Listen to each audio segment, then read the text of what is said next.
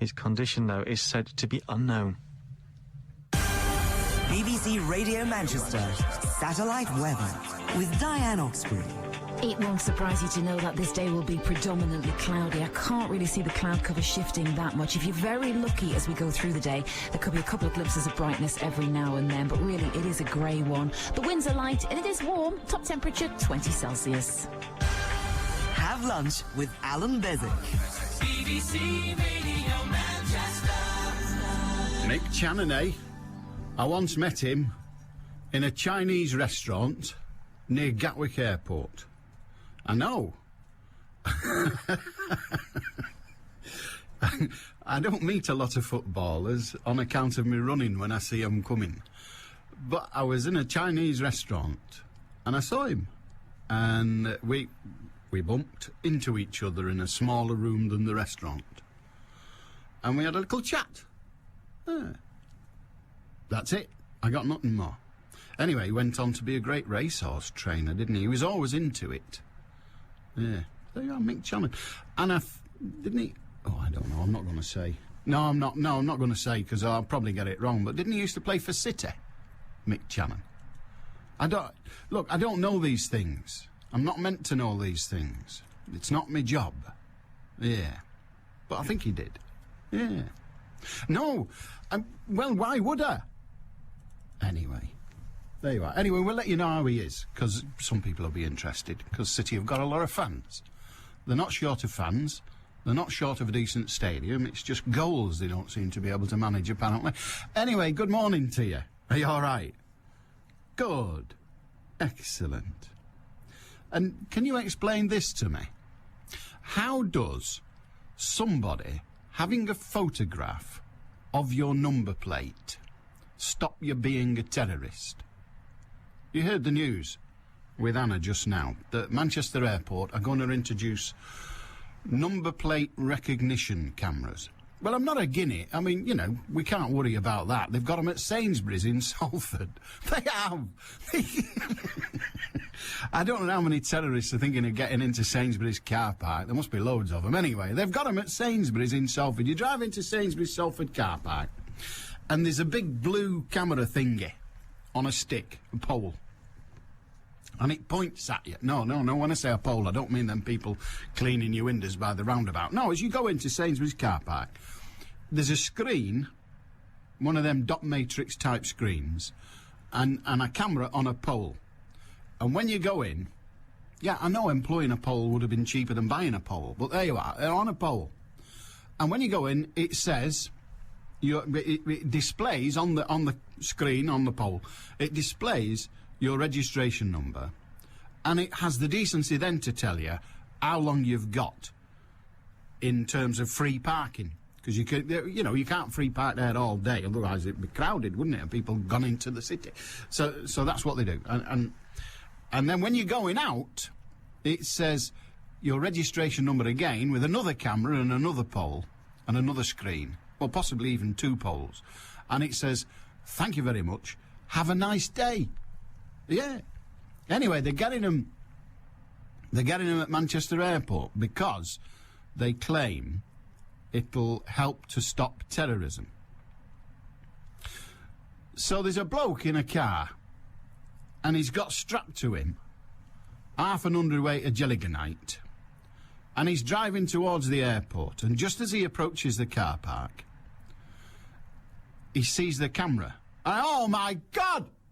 Oh no! They've got my registration number! I'd better take this bomb home and dismantle it. Ludicrous. I mean, I don't want to dwell on fear, but they couldn't stop a burning Land Rover as it headed towards the door in Glasgow, could they? The only thing that stopped it were the bollards. Yes, exactly. Now, can you imagine the bloke driving that? He's got a bomb strapped to him. The Land Rover's on fire. The place is full of people. He's driving like beggary towards the doors to crash through in the hope of blowing up thousands of people and screwing air transport in the north of the United Kingdom for 6 months. And he suddenly realises there's a camera. Oh, no! They've got my registration number! I shall put out the van and drive home again and dismantle my bomb.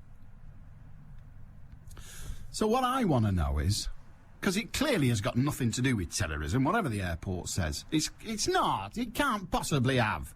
Look, Sainsbury's, I like Sainsbury's. I've nothing against Sainsbury's.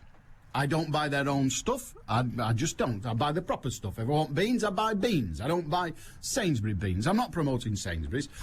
But Sainsbury's can't possibly, and if they are, we need to worry, Sainsbury's cannot possibly be leading the world in anti-terrorism measures, can they? They can't. No. I understand all the reasons, but they can't be leading the world in anti-terrorism measures, because if they are, we're screwed. We're stuffed. Al-Qaeda, it's a cakewalk. Absolute cakewalk. They can't possibly be leading the world in anti-terrorism measures. And yet, they've had this camera recognising your registration number for months. So it's got nothing to do with terrorism. So what have they got it for? What's the number plate recognition camera at the airport for? Well, given that they charge you for everything at the airport, and I mean everything, or absolutely everything, you walk across... They'll have shoe size recognition cameras. They'd be more useful because, well, they tried to blow it up with a size 8, didn't they? That bloke, the shoe bomber, is in jail in America now. That's what we need. They've already got us taking our shoes and socks off before we get on the plane, and your trousers round your ankles because you've had to take your belt off. Well, now they're going to be photographing your car number plate. I don't know. I've got it all wrong. I've just rethought it, and frankly, now that I know that the airport are photographing car number plates, I feel so much safer. Your Sunday Morning Lion with Mike Shaft. Now, this week, we want to officially welcome the new Bishop of Stockport. What are your first impressions of this area? People are immensely warm and welcoming. They've actually got time for you to engage with you, and that's what I really like. There's a much more stronger sense of community, and that's something that I really want to build on. Mike Shaft. Describe the Greenbelt Festival to somebody who's never been there and has never heard of it. It's not an in-your-face religious festival. It's a festival of lots of activities where people of faith might go. Manchester's faith, spirit, and life's difficult questions with Mike Shaft. 8 out of 10. Sunday morning from 7 on BBC Radio Manchester. A very good day to you. Are you all right? 0161 228 2255, Radio Manchester at bbc.co.uk, and of course you can text on 07786 206 951. It's getting on for 12:15. Derek in Lee says, Alan, so a World Health Organisation report declares poverty is bad for you. All right, Derek, you win. We have been found out. As a statement of the bleeding obvious, he says, it ranks up there with Politicians Lie, Big Brother is inhabited and watched by morons, Gary Glitter won't have the Christmas #1. Wait, don't kid yourself. We all know social inequality robs people in a multitude of ways, including lifespan. What should be highlighted, says Derek, is the universal truth that the rich shaft the poor. Now, if we had a mechanism to eradicate that, says Derek in Lee. Well, we did used to have a mechanism to eradicate that. It was called the tax system in this country, and what the governments used to do was tax the rich and use that money to distribute that money in a variety of ways and services to the poor. But that was in the days when we had things like Labour governments and not just Tories in red ties straight out of university like we've got now. Those were the days when there were a group of people, a large group of people called the electorate, who were quite prepared to vote for a policy of taxation in order to fund benefits for the poor. But I don't get many people coming on here who are not benefit recipients saying the trouble with the benefit system is it doesn't give people enough money. No, What people come on here and say is the benefit system is costing me a fortune in income tax and all sorts of other things, so frankly, they ought to cut them or get the lazy dogs back to work. That's what they say on here. I don't know, but that's what they say on here. That's what people come on here and say. The benefit system sucks. They're all malingerers. No, they're not. They're all people who've been shafted by the rich. Kev in St Helens says, I hope I've read this wrong or the report has been misinformed, but I'm disturbed to read in today's Daily Mail, page 6, that the council snoopers have now got the power to stop motor vehicles for the purpose of enforcing minor misdemeanours. Surely only the police and then only officers in uniform have this power, or has this government even watered down that power? If it is true, think of the danger to the general public, says Kevin St Helens. Anyone could stop a motor vehicle anywhere and at whatever time, with the potential of very tragic circumstances. He's got a point, hasn't he? He's got a point.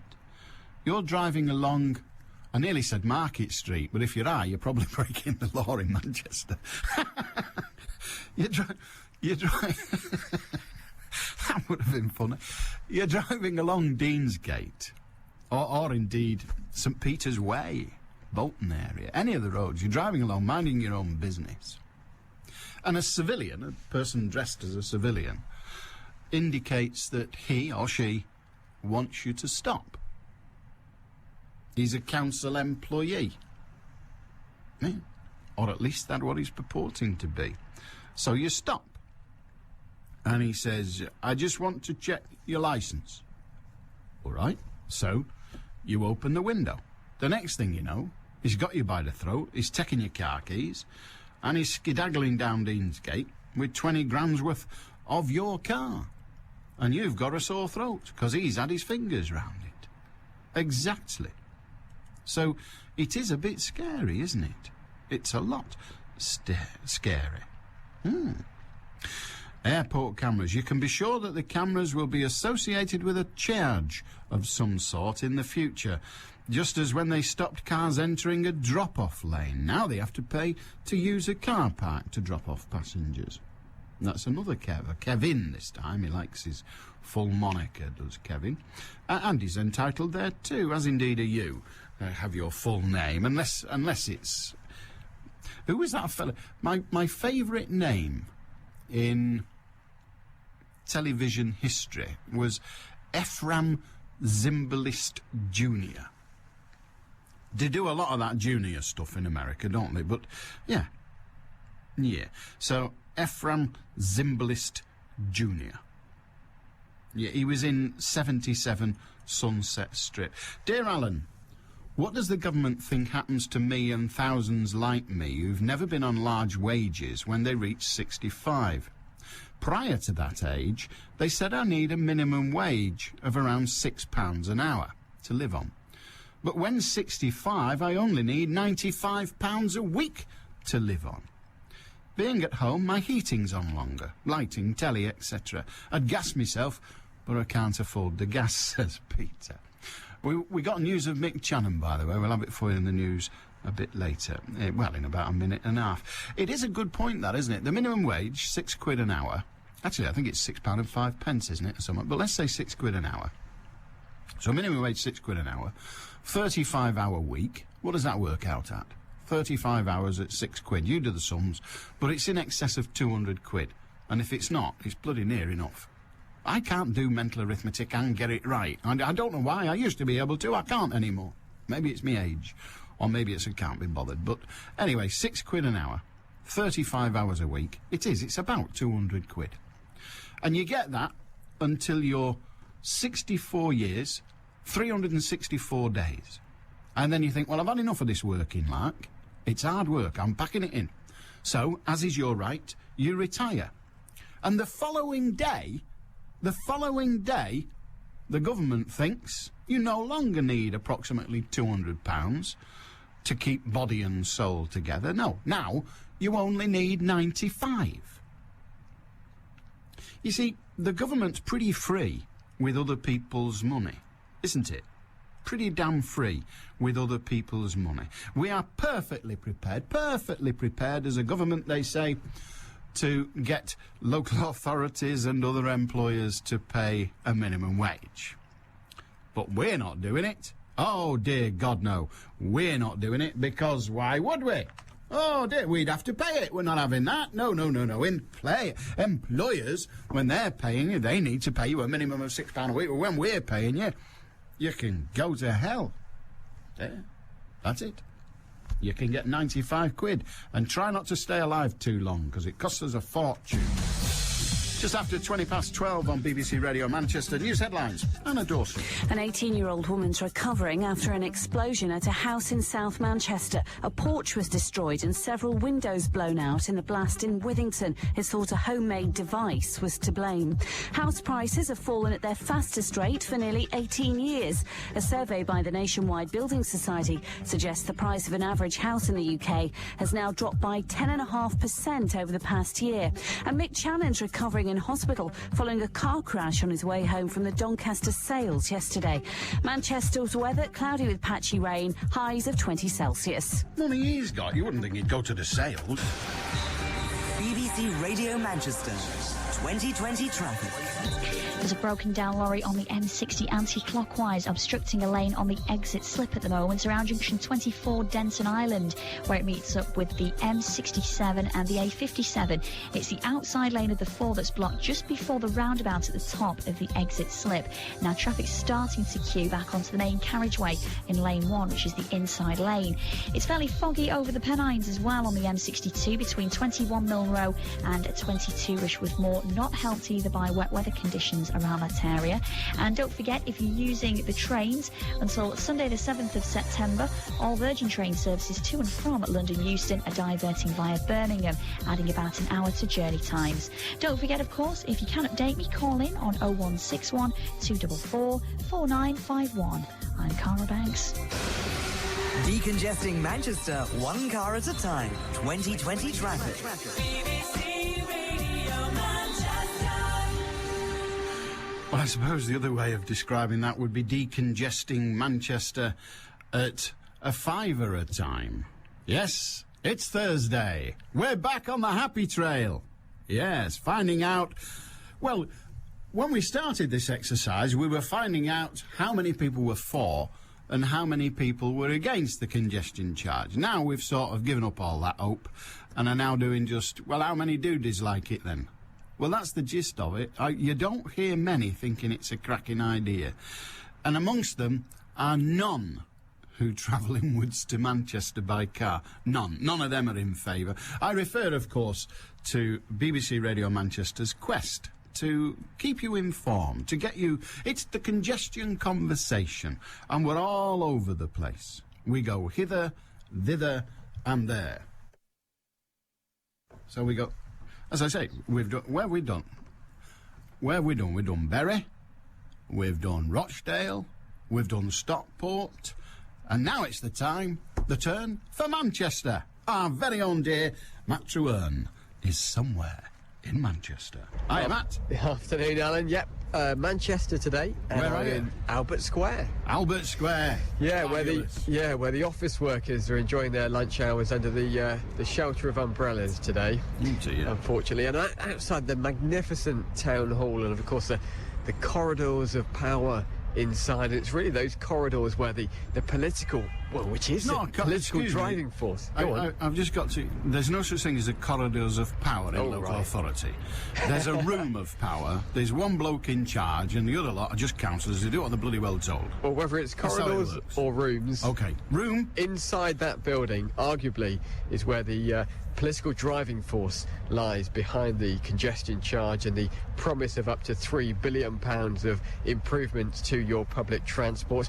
There have actually been criticisms from other areas in Greater Manchester saying that actually Manchester doesn't do too badly out of this congestion charge deal, but it also, of course, the city also arguably sees some of the worst traffic congestion as commuters head into the city in the morning and out again in the evening. So what does Manchester get in exchange for a congestion charge? Manchester's congestion charge station is BBC Radio Manchester. So if you live in Manchester, here's how it's looking. Cash from the congestion charge will mean more trams with extra capacity. There'll be an expansion of the Metrolink to Manchester Airport via Wythenshawe. There'll also be trams to East Didsbury and a second Metrolink crossing between GMEX and Victoria. On the trains, you'll see station improvements at Piccadilly, Oxford Road, Ashbury's and Victoria. There'll be more buses travelling more often and running earlier and later in the day. Manchester will also be the destination of the 3 new rapid bus services, bringing in people from Lee, Salford, Bolton and Didsbury. And you'll see more CCTV, interactive transport signs and yellow school buses. Charge or no charge? Tell us what you think. Manchester's congestion charge station is BBC Radio Manchester.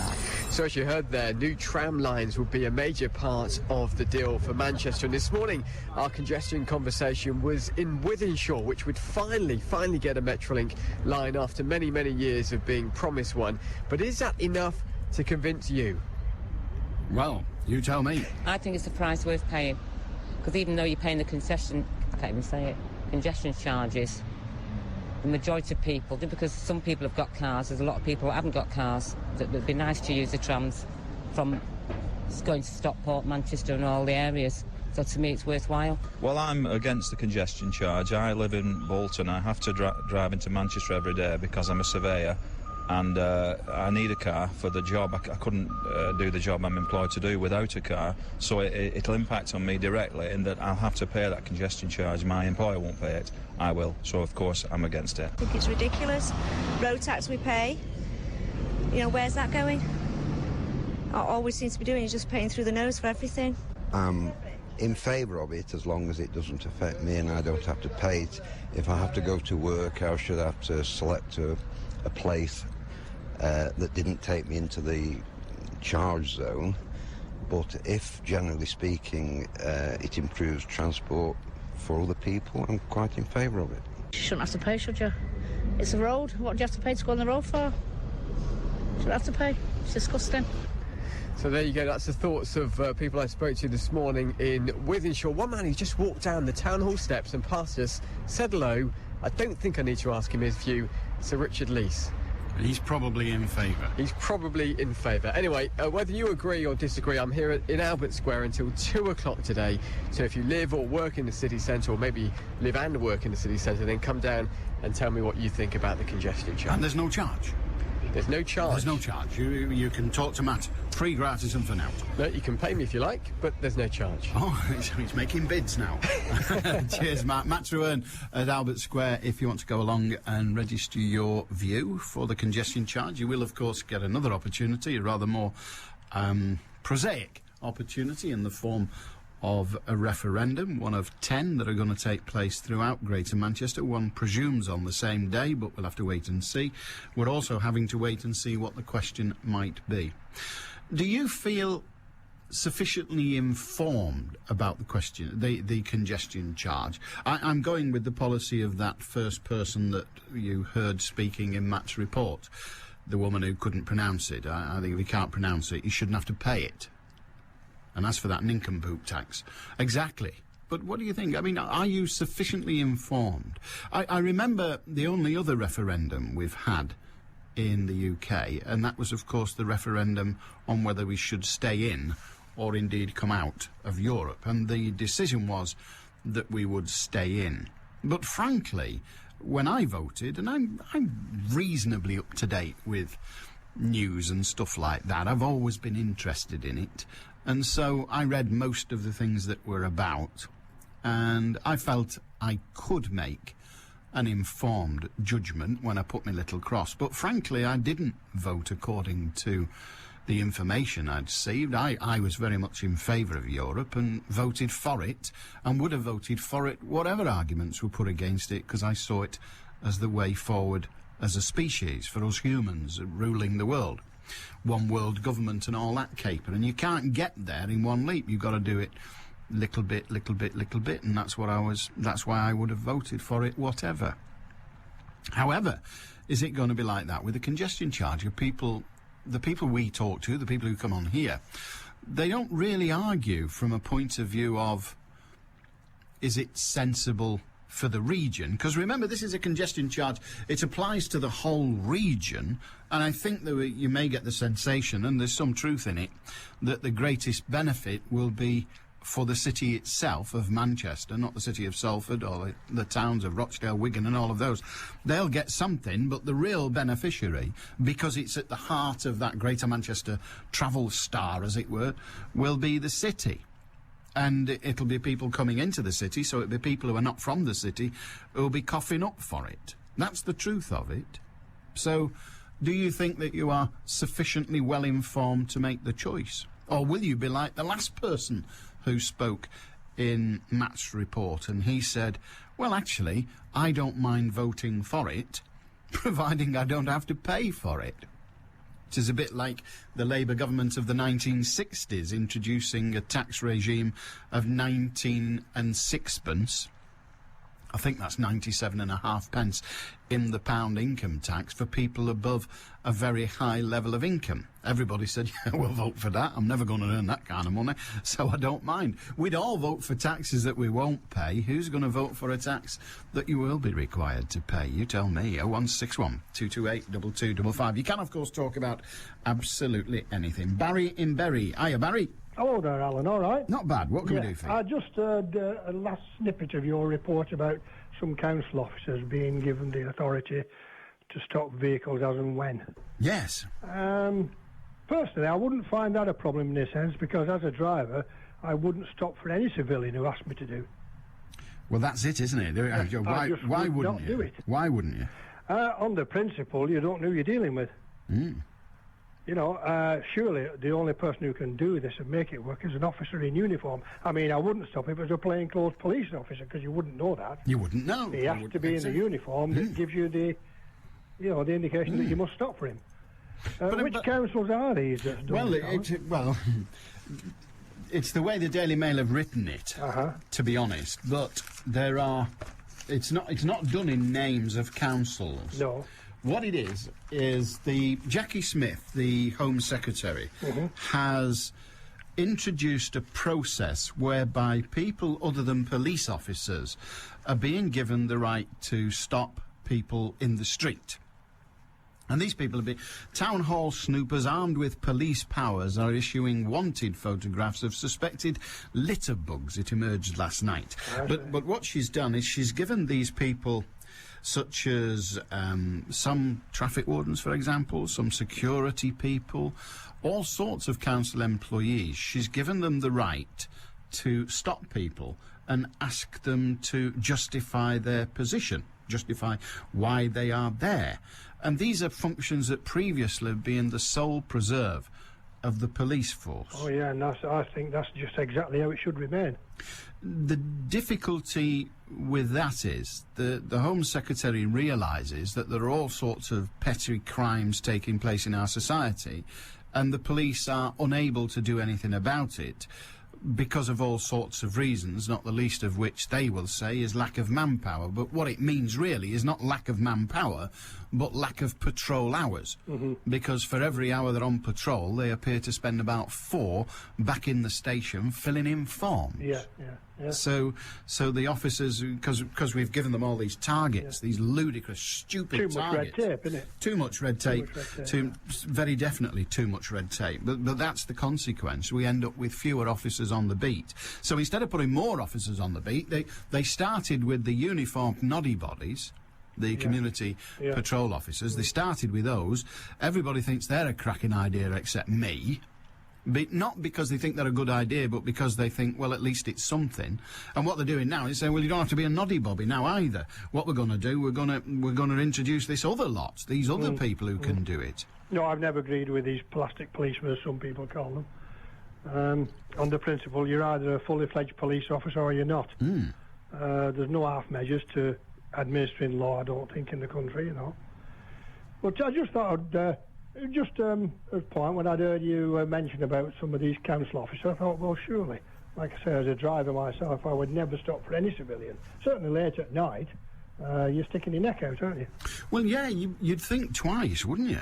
I mean, you listen to the police and they give you advice, such as when you stop at traffic lights, well, a number of things they tell you. I don't think the police told you this. I did a driving course in the About army. having your doors locked. Having your doors Oh, yeah, locked. yeah. But the other thing they don't tell you, and they really ought to tell you, is when you stop at traffic lights at night, if you are one of those people who's afraid that somebody might come and put a brick through your window and grab your bag or whatever, then stop with at least 5 foot in front of you. Don't get nose to tail with the car in front. Leave 5 foot. So you can get around him if you need to. So you can get round him if you need to. Yeah. All right. You can see the point. And that's what they teach. That's what they teach military drivers who might have to drive officers about and the like. So don't get too close to the car in front.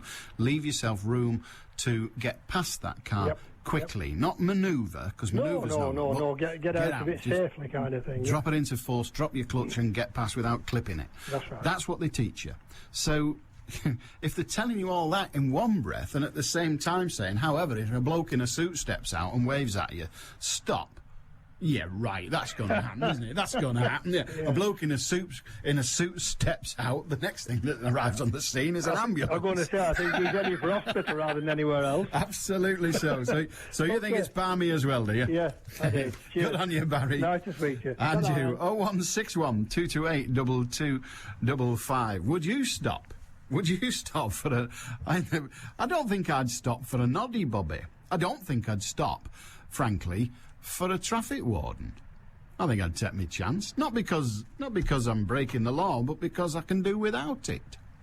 Yeah, I'd stop for a copper in uniform. Of course I would. So at least you give the criminal the difficulty of having to go out and hire a uniform, I guess.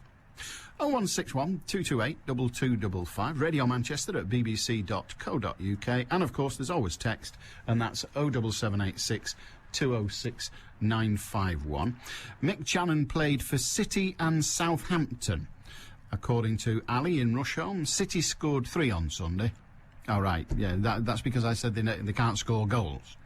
Yeah, we'll give it a fortnight, they'll be sweating again. News said cameras would help stop terror.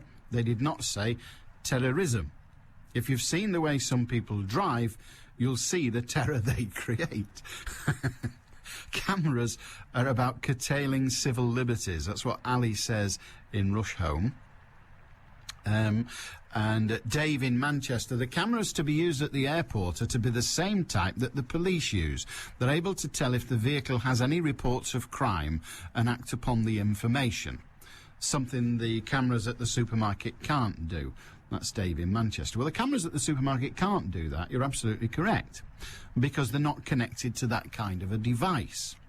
But frankly, I can't imagine that someone who's prepared to blow his or herself up and hundreds of others is going to be a bit bothered about pinching a car. Well, OK, if he pinched it yesterday or 3 hours ago, then clearly the problem is there that the camera will show. But those lads that blew up the London Underground, well, they had it easy. They used their own car with no crime registered against it. In fact, those people were so innocent in appearance that they got children in need money for their community work. Exactly. So what you don't do when you're a terrorist, because it's not a clever thing to do, what you don't do is you don't wander about banging a drum shouting, "Look over it! I'm a terrorist!" What you do is you make yourself unnoticeable. You blend. You go for a walk, take your rucksack. Just going for a walk with my mates. 4 lads with rucksacks, having a good time, laughing and joshing on the train to London. What would a camera have done to save them? Or, more importantly, to save the people they eventually killed? Oh, nothing. That's what the camera would have done. Nothing. Why? How do I know that? Because we've actually got them on camera. We've got them on camera. It stopped nothing. They weren't bothered about being seen on camera. In fact, each and every one of them made a video before he did went and did the terrible thing he did. So cameras don't scare terrorists. They do make sure you pay your car parking fees and things like that, and they make sure we can find you out if you don't. But that's fine, nothing wrong with that in principle, but let's not pretend it's about terror. 20 to 1 on BBC Radio Manchester. News headlines, Anna Dawson. Police have begun an investigation into an explosion at a house in South Manchester. It happened at around 9:30 last night on Parswood Road in Withington, whilst an 18-year-old woman was alone inside. She wasn't hurt. There are new worries about superbugs in hospitals. Deaths in England and Wales linked to C. difficile have gone up by more than a quarter in just a year to 8,000. And police in Shropshire are still trying to trace a businessman and his family whose mansion burnt down in a suspected arson attack. 2 days after the blaze, fire crews still haven't entered the house near Oswestry. Manchester's weather cloudy with patchy rain, highs of 20 Celsius. BBC Radio Manchester 2020 traffic. If you're travelling on the M6 southbound, traffic's slow with 2 lanes closed off because of an overturned caravan around junction 23 at Haydock. The middle and outside lanes are closed just before the exit slip for junction 23 after a car towing a caravan collided with the central reservation and overturned. Now, the police and highways agency staff are on scene, as well as recovery vehicles. And if you're using the M62, take it carefully between 21 Mill Row and 22 Rishworth Moor. Visibility quite poor there at the moment. It's quite foggy over the top, so do take it carefully. Now, don't forget, if you can update me further, call in on 0161 244 4951. I'm Cara Banks. BBC Radio Manchester Sports with Mark Elliott. Manchester City are making final preparations for their must-win game in Denmark this afternoon. They're a goal down in their UEFA Cup qualifier against FC Midtjylland. BBC Radio Manchester's Ian Cheeseman is there.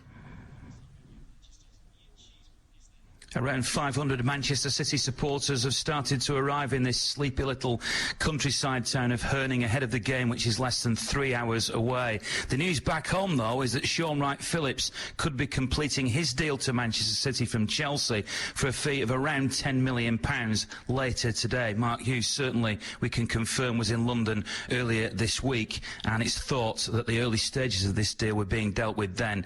If the deal does go through today, it's likely it'll be introduced to the media tomorrow with a potential debut at Sunderland on Sunday afternoon, and naturally BBC Radio Manchester with full match commentary on that game, as we will this afternoon. It's a 3:25 start, and midfielder Stephen Ireland is confident that the Blues can overturn a 1-0 deficit. Everyone's on a high now, everyone's buzzing, and everyone's kind of looking forward to Thursday, and I think people kind of performed well enough to kind of keep it a consistent line to make sure it can stay there, because last week everyone was knocked back and confidence was down, and in training you can tell people were disappointed, so I think it's a massive lift for us. The one unresolved team news faction so far is whether Micah Richards will play.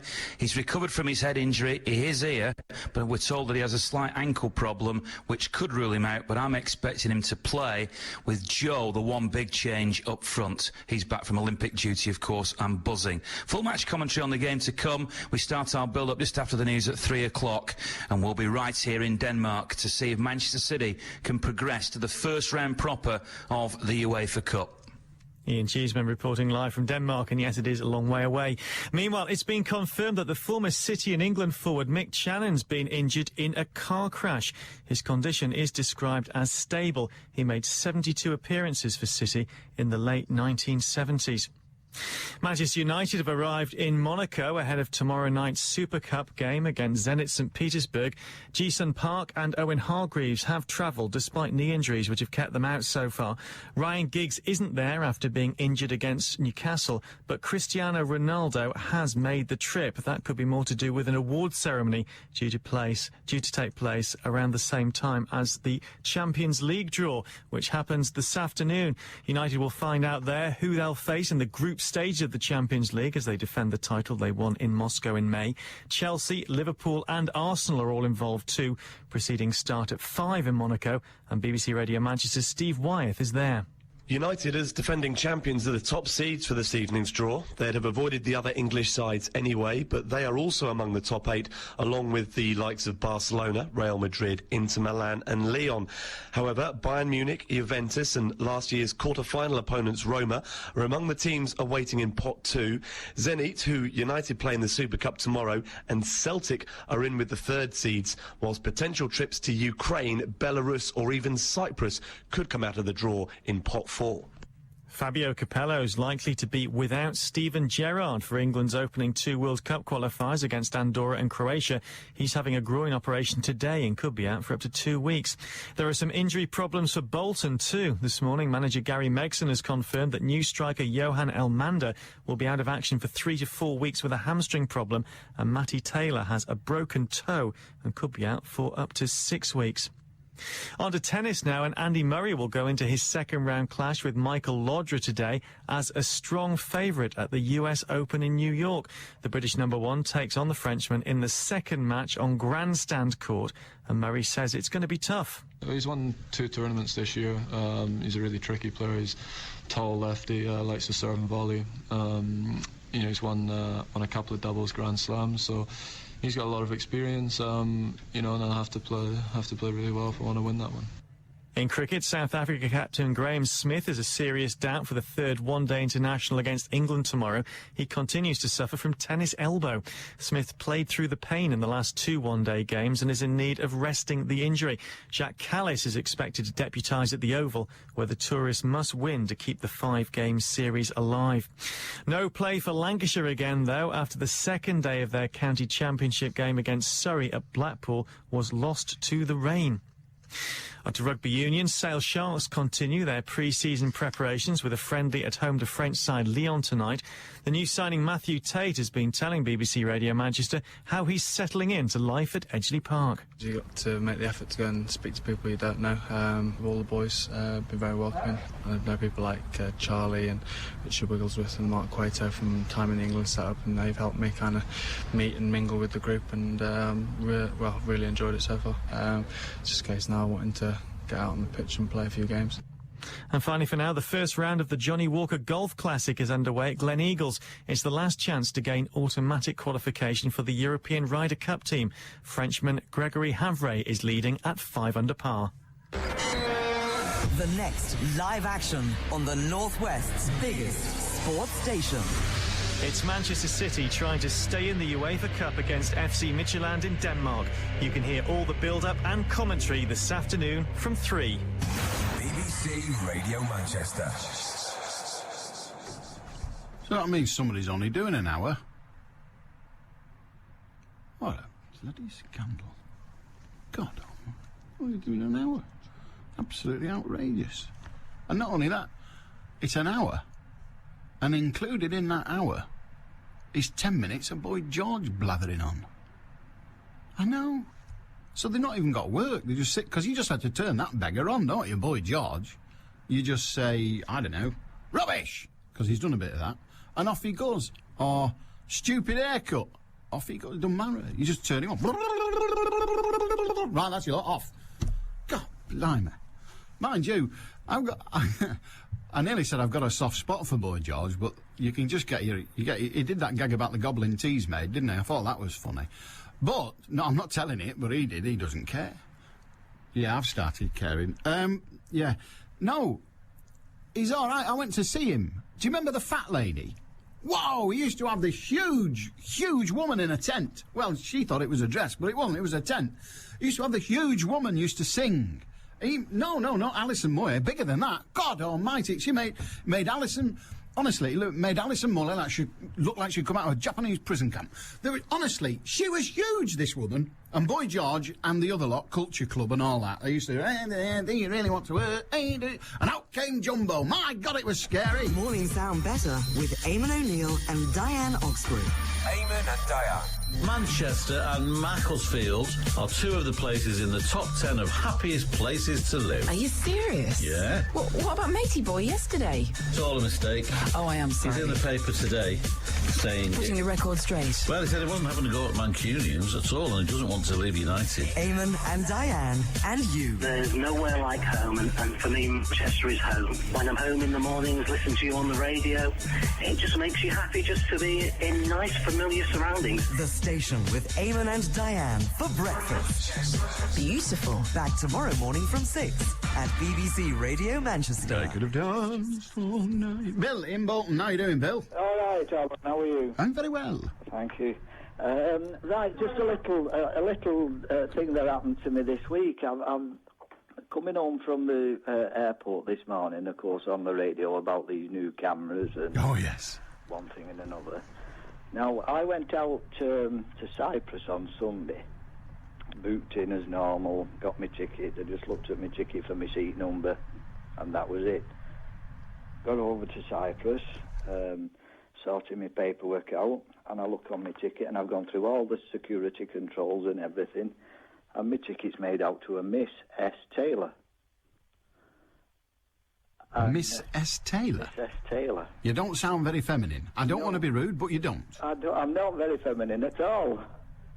But, you know, we've got all these security controls, and I've waltzed through as Miss S. Taylor. How extraordinary. So, when they're taking the tickets off you and all that at the aircraft door, they're not even reading them. No, obviously. Obviously not. Do you know what that is?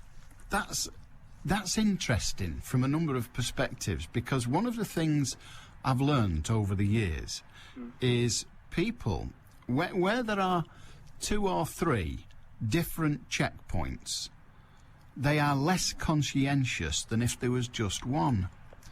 Because the person, as you're getting on the plane, the person who you hand your ticket to, they've got everybody trying to get on the plane at once. You hand the ticket to them and they think, well, this'll be right because it's been checked. Now, if everybody else has the same attitude, then any kind of Tom, Dick or Miss S. Harris or whatever her name was can get on the plane. That is a bit disconcerting, isn't it, that? It is a little bit, yeah. Yeah, I mean, I've got to admit, I didn't notice it till I was actually over in Cyprus and just sorted my papers out to throw away and what I'd used. It's not your job to notice, is it? Well, not really, no. The only thing I look at is my seat number. Yeah. That's the only thing I'm interested in. They should be worried about... Certainly they should be worried about the one. Yeah. Yeah, but well, I've actually kept hold of my stub here because I've tried to contact Manchester Airport, but it's like trying to get through to... What you need to do is send them your registration number, because apparently everything hangs on that. Oh, right. Yes. You'll be getting on. You'll be Miss S. Jones, but at least your registration number will be right. That's correct. Crying out loud. Well, that's quite disturbing, isn't it? It is a little bit. Yeah. I thought I'd just share it. Well, thank you very much. I'm glad you did. Okay. All right, matey. We had somebody on Tuesday, I think it was, and I'll try and work out.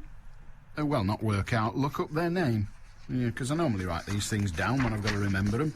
Because I can't remember anything I've not written down, is the basic principle. No, I can't find it. Don't matter. There it is. It was Noel.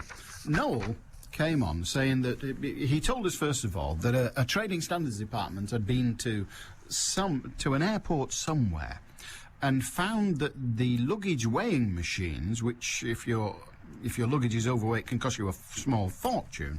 The luggage weighing machine was out by as much as 10%, I think he said. So we got thinking, what they like at Manchester Airport. Now, it so happens that Sam Walker, standing in for Becky Want, was at the airport yesterday. I know she normally goes on Friday, but she was at the airport yesterday, so we got her to ask. And we can give you this. This is the reply that Sam got for us at the airport, and it is this. The airport weighing machines are checked 3 times a year by the company that puts them in. Now, first of all, the airport doesn't test them. The airport, that is all done by the people whose machines they are, if you like. So the airport doesn't test them. But they're tested 3 times a year. They are tested to precision, and the most they've ever been found to be out by was 1%, which, frankly, is neither here nor there. So there you are. That's the, you know, when you put your luggage on the conveyor belt next to the check-in personage, and you put it on there. Well, those machines are tested 3 times a year, and the most they've ever been found to be recording wrongly is 1%. That's the most they've been out, and that 1% will then, of course, be corrected. So that's what we were told by the airport. So Noel and anyone else that was interested in that, feel free. Please ask your lot to stop polling people at bus, train and tram stations. Of course they'll agree, because they won't be paying for the congestion charge. Try asking at a city centre car park. Well, David, we're on the Albert Square today, which is where we're doing the asking, and I can't remember, have we done it at a station, a bus station? I'm just trying to remember now. I don't think we have. But I stand to be corrected, because I'm not listening all day, every day. But I think, oh yeah, we did it at the Bury interchange, didn't we? But that's like the busiest place in Bury. Anyway, you've got a point. Of course, it depends where you take your survey, what result will you get? You will get, inevitably. But we go to places where it's busy, and sometimes that is undoubtedly a traffic place, but, just have to say. 0161 228 2255. If you've got a view, you can express it here or elsewhere. Under the Tories, says John in Newell Green, under the Tories, Wythenshawe was to get the tram. Houses were demolished, terminal built. Labour cancelled it, but now say you can have it if you pay for it. Not even the Tories would rip off people like this, bribed with your own money. Shaft the poor again, Labour, says John via email, and in the text bucket. The singer you mean is Helen Terry, says Chris in Southport. Helen Terry was the jumbo in the tent at the... I'm sure it wasn't billed like that. You know, Boy George Culture Club and a jumbo in a tent. Anyway, it's not a seller. Helen Terry was the woman, apparently. So there you go. She had a great voice, that I can tell you. Absolutely fantastic voice. That's it. Nothing else. I've just found Manchester on a map. Took a while, but found it in the end. Just think, they want to charge £5 to go into that place. You wouldn't be charged for coming into Liverpool, that's for sure. Neil in Bebbins. Yeah, you would. It'd be 4 hubcaps. 0161. Just a joke. Just a joke, Neil. 0161 228 2255. How did he get back? I should have asked him, Bill, with his ticket. How did he get back? Well, with a different ticket. You don't use the same one coming back. It's the ticket for getting on, you know, not exactly.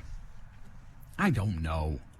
I don't care. Let's have them. 2 o'clock on a Sunday morning when the Saturday night clubbers come out. That would be fun. Clive in Spain. He's referring to the litter officers described earlier. The ones who are taking photographs of people when they see them dropping litter. And they then build, they build, I suppose you'd call it an information base of all the nasties. Ted in Moston. That vote on Europe is referring to the referendum on whether we stay in or stay out or come out of Europe. That vote on Europe in 1973 was illegal. The European Communities Act of 1972 was treason and therefore void. We're not in the EU, at least not constitutionally. All the laws and regulations passed by European Parliament are illegal. Our Constitution and our Bill of Rights are safe. When we get a BNP government, and we will eventually, the Treaty of Rome will be torn up and will no longer be illegally subjugated by the EU. You say you want world government. Well, that is exactly what the EU wants. One day you may be in prison for broadcasting propaganda, which led to treason. The EU is like all communist regimes, entirely undemocratic and will become a police state. I must be one of the few people, and this is Teddy Moston, not me, I must be one of the few people in the country who has attempted to read the EU Constitution. It's almost exactly like the 1977 Constitution of the Soviet Union. Habeas corpus is replaced by habeas juris, which means in court you will have to prove your innocence rather than your guilt. It also shares similarities with the Enabling Act passed by Chancellor Hitler in 1933, giving the Führer almost limitless power. We shouldn't have a referendum on the Lisbon Treaty because that would be asking people to vote for something which is illegal anyway. We should be asking people whether they want to scrap the Treaty of Rome, which led to the situation in the first place. Ted in Moston? Well, the legal definition, I think, of treason is to do something against your nation and your government. But, of course, your government can't do something against your nation and your government because your government is the decider of what is treason. Catch-22, not for the first time. Manchester City's UEFA Cup game in Denmark kicks off at 3:25 this afternoon. We'll be there with full match commentary and team news from 3. So there. 0161 228 2255. Radio Manchester at bbc.co.uk and the text number 07786 206 951. 95.1 FM, DAB Digital Radio, and the World Wide Web. This is Manchester. BBC Radio Manchester.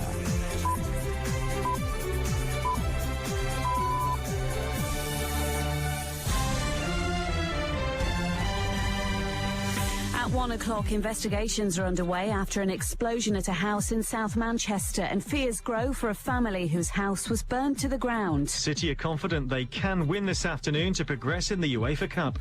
Well, it's another grey day, plenty of cloud around and just a little bit of drizzle from time to time. Top temperatures 20 Celsius. And if you're using the M6 through Merseyside, watch out, traffic's queuing up just before junction 23 Haydock after a car towing a caravan collided with the central reservation. Congestion back to 25 at Bryn.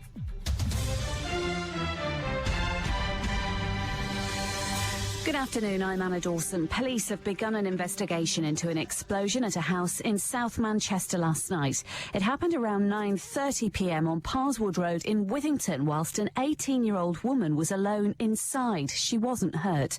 Police think it was a deliberate attack, but don't know why. Detective Inspector Will Chatterton says it's a shocking incident. I'm extremely shocked, to be honest with you, none more so by the amount of damage. I mean, it is a significant amount of damage to the front of that house. It's a really powerful explosion, and it worries me that someone, be it a firework or something that someone's made, is willing to ignite such a device. No regard whatsoever to the safety of the occupants of the house or indeed anyone passing. The latest survey of house prices in the UK suggests that values have fallen sharply over the past year. According to the Nationwide Building Society, the price of an average property in Britain dropped by 10.5% to just under £165,000. There's been a steep rise in the number of deaths in England and Wales blamed on the infection C. difficile. The increase of 20% from 2006 to 2007 compares with a slight drop in the number of times that MRSA was mentioned on death certificates. If you're driving into Manchester Airport from today, your car number plate will be automatically scanned as part of new security measures. There'll be 5 of the new cameras capable of reading more than 500,000 registration plates in a day. Commander Superintendent Peter Turner says it's to make the airport safer. It gives us an extra level of security around the airport to just make the environment far safer for anyone who's travelling through here. It allows us to track any people who we want to intercept, major criminals, anyone that might be coming here for terrorist activity, so we can monitor those types of people. Police in Shropshire say they'll be able to start searching the remains of a house damaged in an arson attack later today or tomorrow because of safety reasons. They're still trying to trace a businessman and his family who lived there. It's not known whether Christopher Foster, his wife Jill, and daughter Kirsty were at home in Oswestry when the fire began. A computer expert from North London who hacked into networks belonging to the Pentagon and NASA faces extradition to the US after losing the last appeal available at the European Court of Human Rights. Gary McKinnon, who's 42, claimed he was just looking for information about UFOs. Now, did you wake up happy this morning? Well, if you live in Manchester or Macclesfield, the chances are high. Researchers from the University of Manchester reckon people here are the second happiest in the country, beaten only by residents of Powys in central Wales. The research says you're likely to be happier if you've lived in the same place for 5 years or more. But Andrew Marshall, author of The Great Little Book of Happiness, believes happiness comes from within. Happiness is how you are inside. If you wake up in the morning and you feel good towards the world, if you meet someone in the street, total stranger, and you feel happy at meeting them, you feel some sort of delight, then I think you're a happy person. And TV presenters, pop stars and a Michelin-starred chef and a seasoned political correspondent will be donning their dancing shoes for this year's Strictly Come Dancing. This year's lineup, including Gary Rhodes, John Sargent and the former S Club 7 singer Rachel Stevens, will take to the floor in mid-September. BBC Radio Manchester Sports with Mark Elliott. Manchester City are making final preparations for their must-win game in Denmark this afternoon. They're a goal down in their UEFA Cup qualifier against FC Michelin, but midfielder Stephen Ireland says the side is feeling confident. You can hear commentary from 3 o'clock. The former City and England forward Mick Shannon's been injured in a car crash. His condition is described as stable. He made 72 appearances for City in the late 70s. Manchester United are in Monaco ahead of their Super Cup game against Zenit St Petersburg tomorrow night, and for the Champions League draw taking place there this afternoon. Those proceedings start at 5. Bolton have some injury worries. Matty Taylor could be out for 6 weeks with a broken toe. Johan Elmander faces a month on the sidelines with a hamstring injury. Andy Murray will go into his US Open second-round clash with Michael Lodger today as a strong favourite. In cricket, South Africa captain Graham Smith is a serious doubt for the third one-day international against England tomorrow. And Lancashire will have a tough time beating Surrey at Blackpool in their county championship game. The first 2 days' play have been completely washed out. BBC Radio Manchester satellite weather with Heather Stott. Well, this afternoon is another cloudy one. Plenty of cloud around, just enough to give us a little bit of drizzle. It should mostly confine itself to the Pennines. Elsewhere, it's just a cloudy afternoon. 1 or 2 brief brighter moments possible and top temperatures of 20 Celsius. Allan Beswick with you on the phones. 0161 228 2255. BBC Radio Manchester. A very good day to you. Are you all right? Good. 0161 228 2255. Radio Manchester at bbc.co.uk and text 07786 206 951. Jeff in Lim. Hi, Jeff. Hi, Alan. How are you? I'm very well. Oh, very good. Your comments early on about the vote for the EC. Was it 79, 78? It was the referendum on whether we should stay in. Whether we should stay in or come out, yeah. Yeah, well, like you, I agree that staying in. But what I don't understand at the moment is the way things are going on in the EC. Whereas I do welcome the smaller countries and the less economic countries, i.e. Poland that's just come in. I think we can only grow from the experience of these people. But what completely baffles me, we're supposed to have economists now running this country. And to have every small country that comes into the EC, you need some support from the richer countries to bring them up to standard and to help them to trade with the other countries. But what totally baffles me is why don't we welcome now the biggest, Russia? It's a democracy. It's not the same as ours, but some people say it's more of a democracy than ours. We're fighting over something that's happening in Georgia, which isn't a democratic country at all. They seize power in that country, but there is an oil pipe going through there. But if we're going to expand the EC, and if, like you said, go on to world government or more cooperation between world governments, then surely you should have one of the strongest nations in there, and that's Russia. They've got oil, they've got natural resource. We're already trading with them in many, many fields.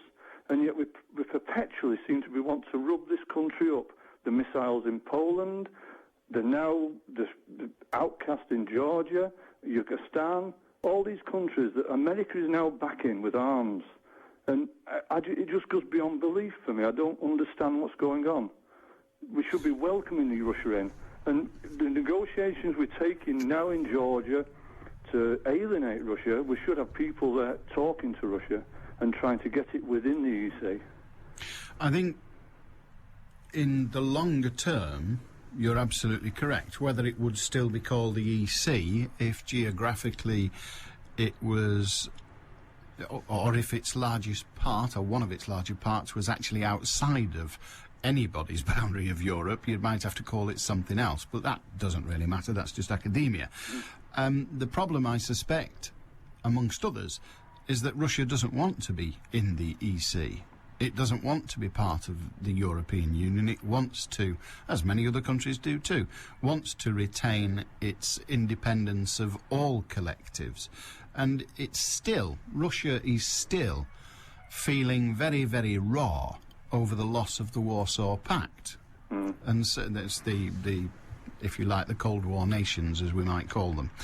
And until it's got over that, and it hasn't yet got over that, it's not ready to discuss anything such as joining together with the European Union.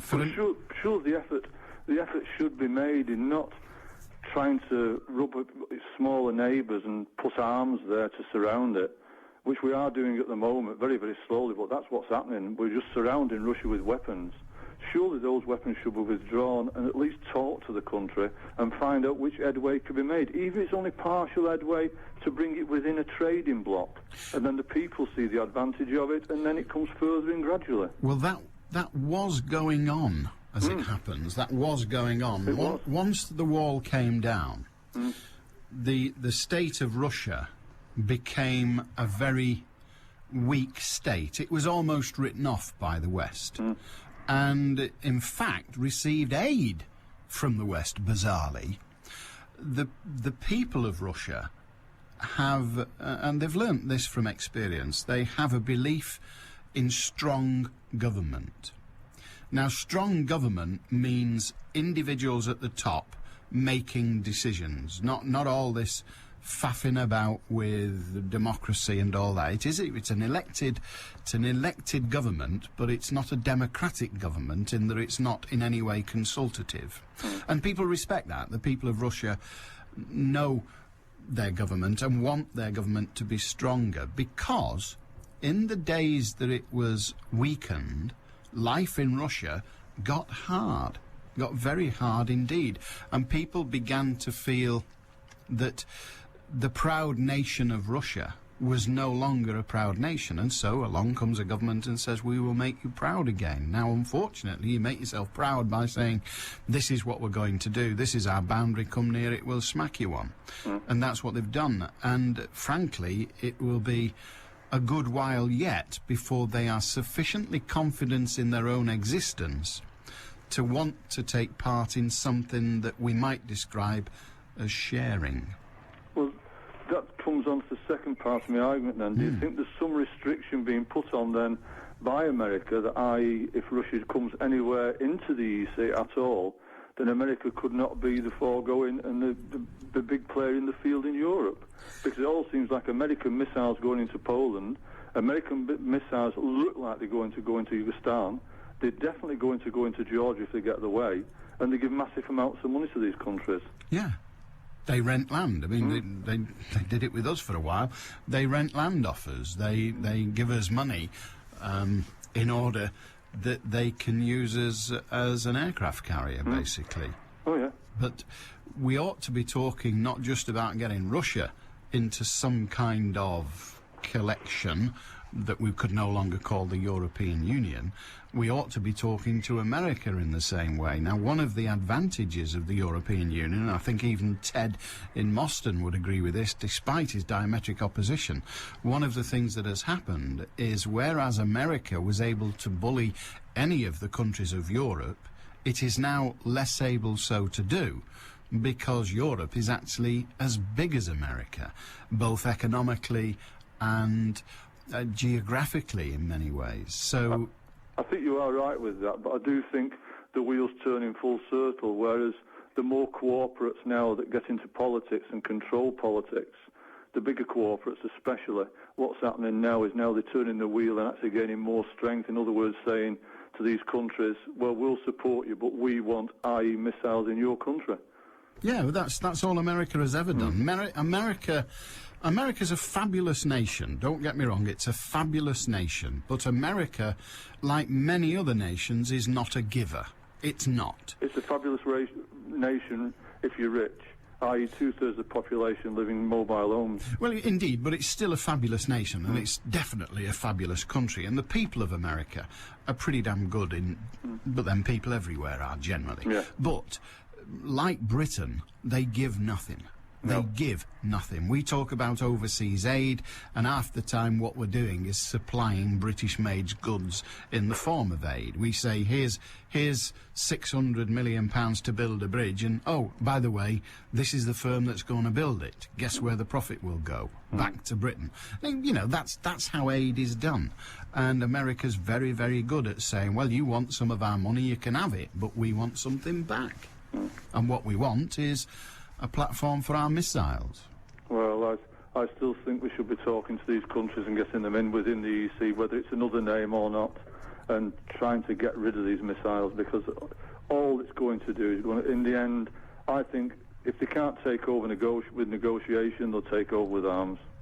All right, well, they may yet do precisely that. Good on you, Jeff. And the Cold War will be back, and the British Army will once again have massive bases in Germany, which will please the squaddies no end. Teddy Mostyn does respond, saying Russia would never join the EU. They know that it's a totalitarian superstate very similar to the one they've just got rid of. They would never give up their independence and new democracy. Trying to coerce Russia into joining would mean that Russia would be perfectly prepared to send military into the EU and knock on the door of the EU Parliament with an air-to-surface missile. That's Ted in Mostyn, confident that the Russian bear continues to be precisely that, a very big, ugly bear. 01612282255. Jean in Sale, may I suggest, as a lone 62-year-old lady, that when a civilian steps out to flag you down on behalf of the local authority to check your tax or see if you've dropped some litter, that you do not stop, but immediately dial 999, hands-free of course, and ask if the person is a villain or official. By that time, of course, you'll be a long, long way away. But hey, don't knock it. It sounds like a good plan. Ray in Bellevue. Hi, Ray. Hi, Alan. Okay. Very well, thank you. Right, well, I've got a suggestion about to break down barriers between young people and the police. I've got a suggestion that the police should go into schools for an hour each week and speak to the children in the class or a special area, say in the the assembly hall, and have something that interests the kids.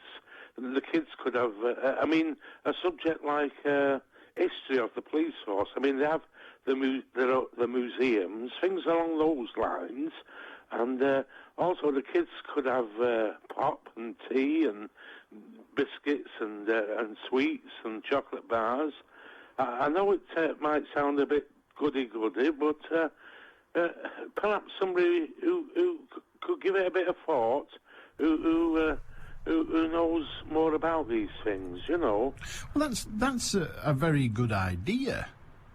In fact, it's already being done. I mean, perhaps not to the level you want it done, but the cops do go into schools and they do talk to the kids, as indeed do the fire service, because they get a bit of trouble at the hands of youth sometimes. And they go in there, and I don't think the relationship between the police and most young people is bad. I think it's pretty damn good.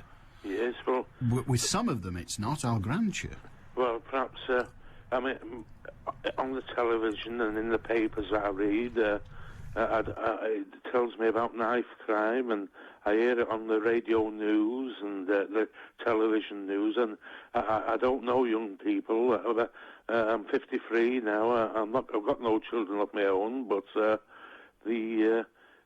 something along those lines.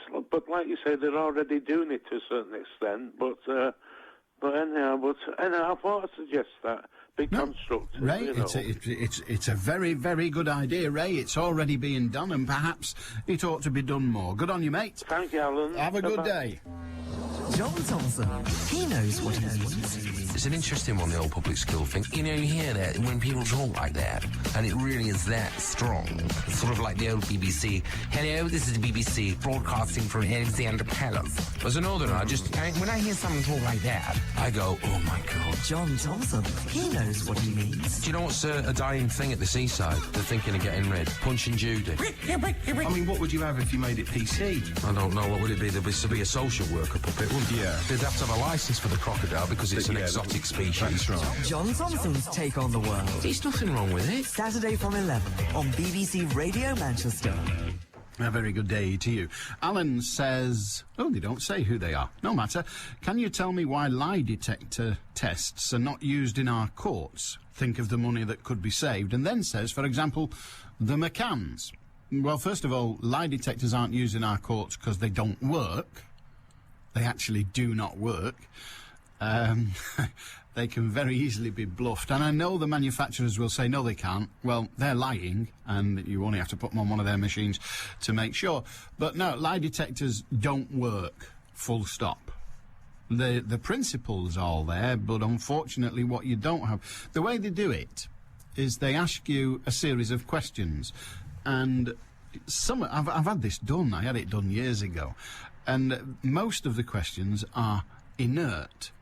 And what they say, what the logic behind the machine says, is that when you answer the inert questions, like, first of all, they only go with yes and no. You don't tell them your story and it decides whether you're lying or not. They have to frame a series of questions to which the answer is yes or no, because they have no other... They're not sufficiently sophisticated to even attempt anything else. So they say, is your name Allan Beswick? Yes. Do you work at BBC Radio Manchester? Well, that's a struggle. I don't know whether this is work or not, but we'll go with yes. Yes. Do you drive a Ford Fiesta? Yes. Did you murder your mother? No. Now, if the reaction to that is different, because answering the first three questions, well, they're fairly inert, so you don't respond. You respond with the information, but there is no change of heartbeat and moisture on your palms and all the rest of it. But when they say, have you murdered your mother? If you have, and you're going to say no, or, well, you get a sort of ooh thing, and they record that. Not exactly infallible. Unlike me, as I've said many times before.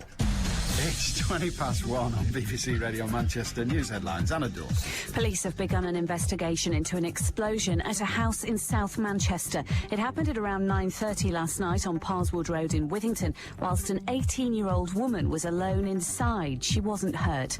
There's been a steep rise in the number of deaths in England and Wales blamed on the hospital bug C. difficile.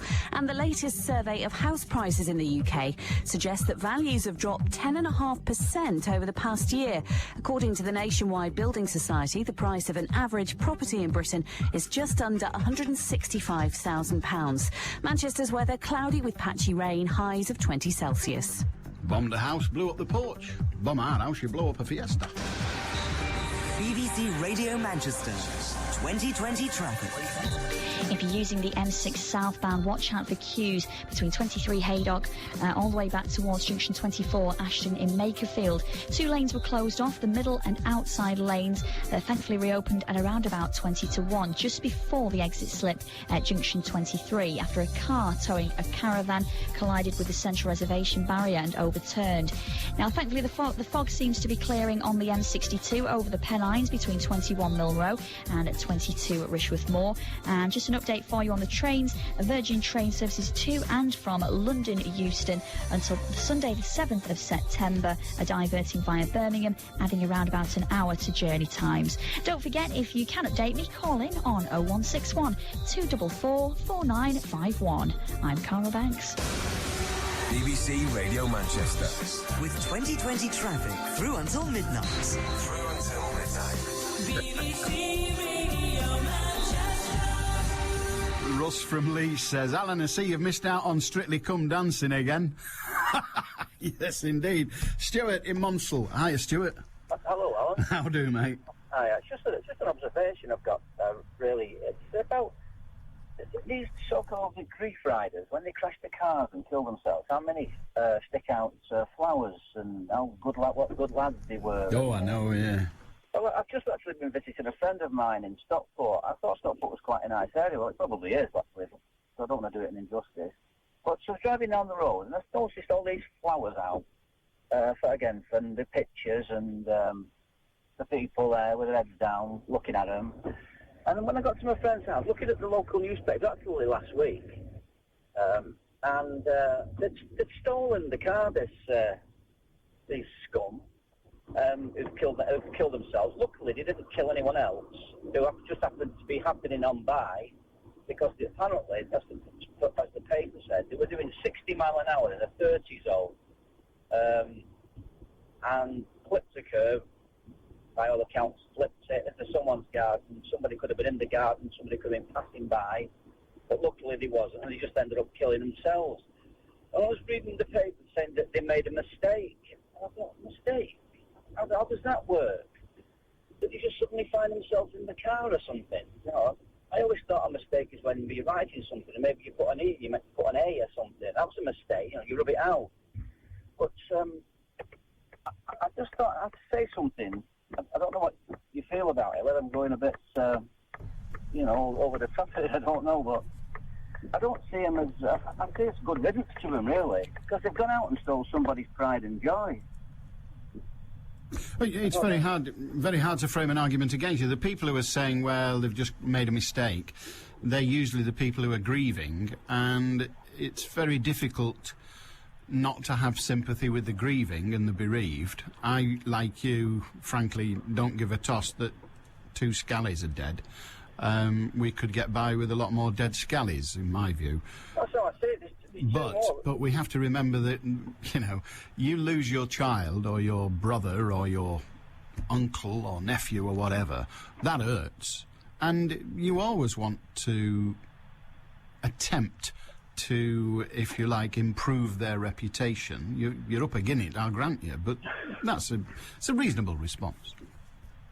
Yeah, well, I don't feel... I can understand, I suppose, that if they would feel that way, but from an outsider who didn't know me, you know, I think so. It could have been my car they decided to pinch and wreck, and I've worked damned hard for my car. What right have they got to come and take it?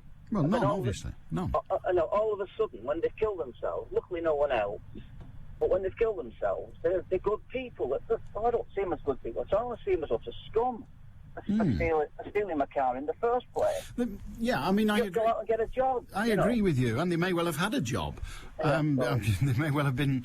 They may well have, on the outside, looked like perfectly reasonable citizens. And the really sad fact in all this, and I agree with what you've said in every sense, but the really sad fact is that had they not killed themselves in that car, 10 years down the road, if you'll pardon that rather unfortunate pun, but 10 years later, they may well have been perfectly decent, honourable citizens contributing to our society.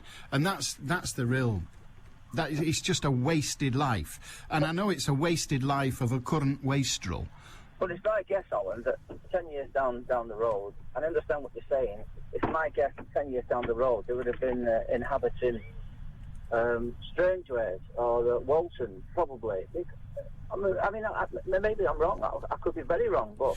Well, we don't know, and there's no point attempting, but there are an awful lot of people who you and I will know. We won't know each of them, we don't know each other, but you'll know a lot of people, I know a lot of people who are perfectly decent, honourable citizens. We work alongside them, we play football or cricket or whatever, we have a drink with them at night, we see them in the library, and 10 years ago, 15 years ago, 20 years ago, they were scallies. They were up to no good, but they've grown out of it.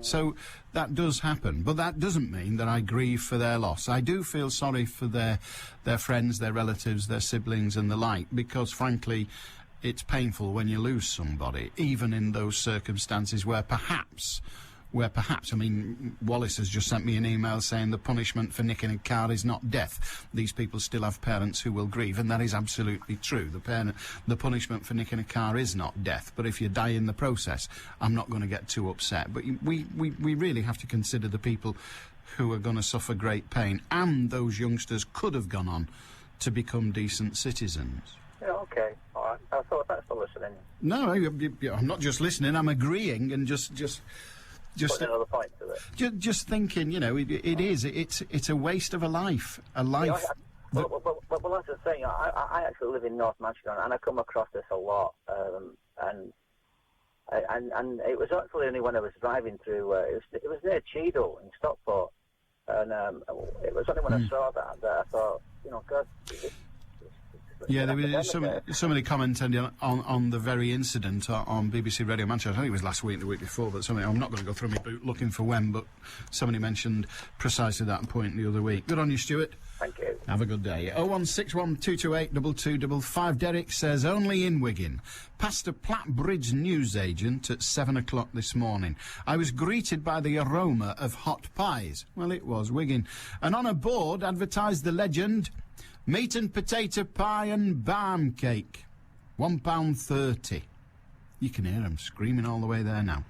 This Wigan carbohydrate-laden delicacy is a favourite of Wigan school children. It's known locally as a slappy.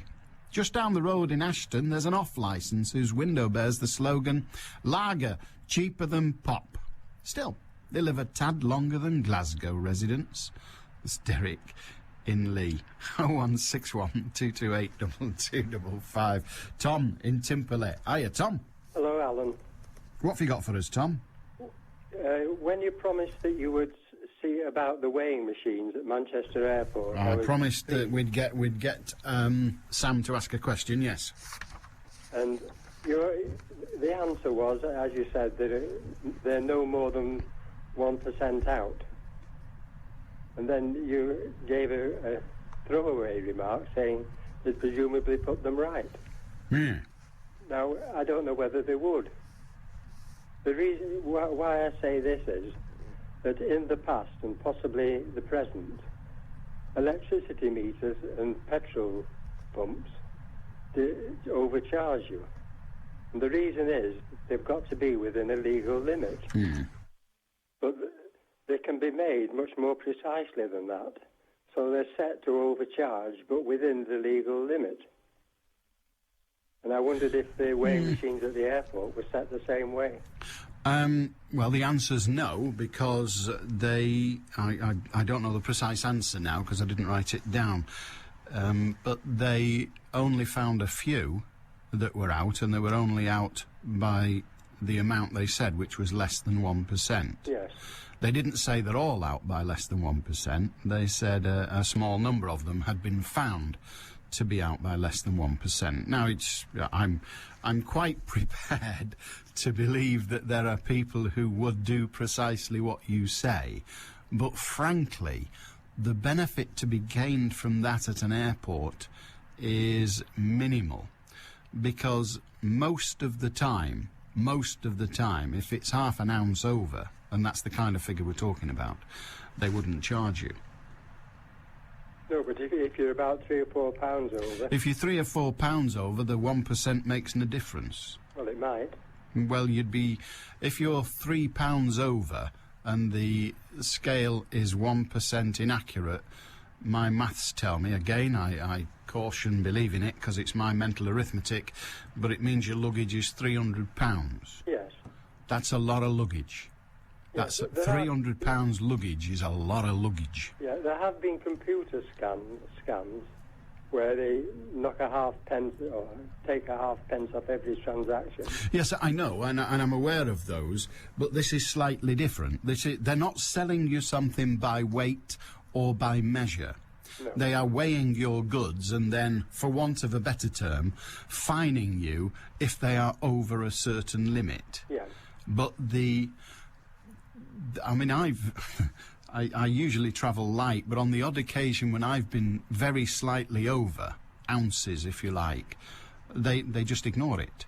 Yeah. Now, they don't have to, but they do, generally. Others may well come on and correct that impression, but that's been my experience. I have been charged for being over the limit, but that was by quite a long way when I was carrying equipment for this stupid job that I do. But frankly, when it's just my knickers and socks, I've only ever got slightly over the limit, and they just waved it by. Oh, and it's probably just me being a doubting Thomas. Oh, there's nothing wrong with that. We rely on it entirely. Without the doubting Thomases, Tom, we'll all get stuffed. Won't we? They will shaft us all.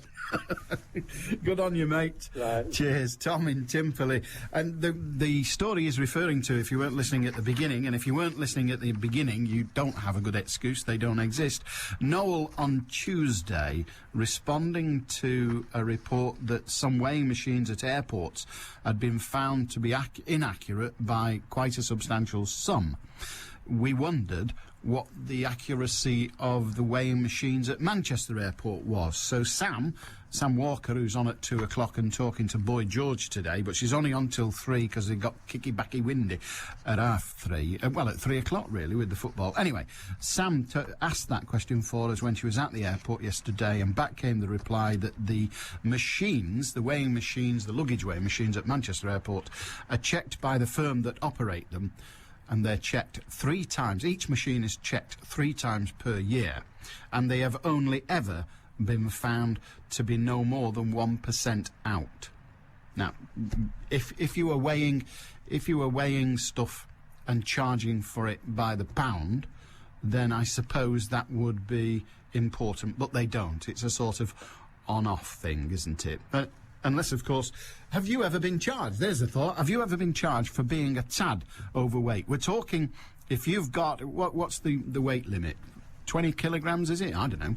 If you've got a weight limit of 20 kilograms and you put your case on there and it's 20.5 kilograms, have you been charged for it? Because I haven't. Rob in North Manchester. Hi, Rob. Hello, Alan. Nice to speak to you again. And you, sir.